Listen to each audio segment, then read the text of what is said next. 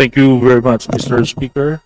Your Honor, Mr. Speaker, and esteemed members of this august chamber, good day. With respect to the House Bill number 4746, which is substitute bill for House Bill number 3038, as contained in Committee Report number 5, which seeks to grant the franchise to Bohol Light Company Incorporation for the operation of an electric light and power distribution system in Tagbilaran City, province of Bohol. I would like to inform the body that these measures had been thoroughly deliberated upon by the Committee on Legislative Franchises on August 27, 2025, and was subsequently approved on September 10, 2025.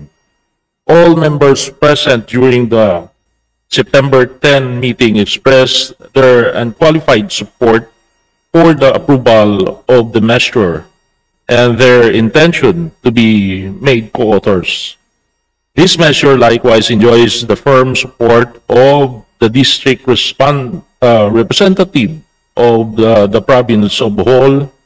Bohol Light has fully complied with the documentary requirements of the Committee on Legislative Franchises. Moreover, the company has duly secured certificates of good standing and compliance from the Energy Regulatory Commission, ERC, the Securities and Exchange Commission, SEC, the Bureau of Internal Revenue, BIR, and the Department of Energy, DOE.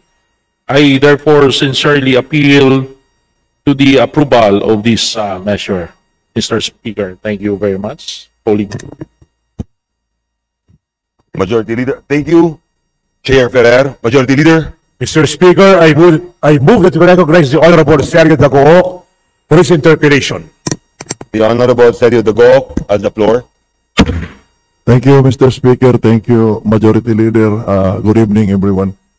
Would the distinguished sponsor, our distinguished chairman of the Committee on Legislative Franchise, yield to some clarificatory questions? I am very glad to answer some clarificatory questions, Mr. Speaker, and the good Congressman Bago. Thank you, Mr. Speaker. Thank you, distinguished sponsor. May just be clarified if the area being applied by the applicant is the same area that they are now serving, particularly Tagbilaran City. Well, it is under this bill that Section 1, Line 6, as to end users in the city of Tagbilaran, province of Bohol.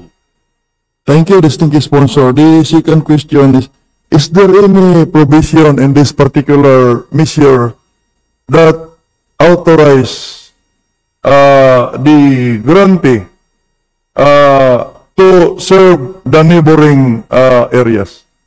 Well, there's no such thing about that, but in fact, during the deliberation, it was questioned, and the proponents strongly answered that there is no plan to supply on the others except for the proposed bill in that area.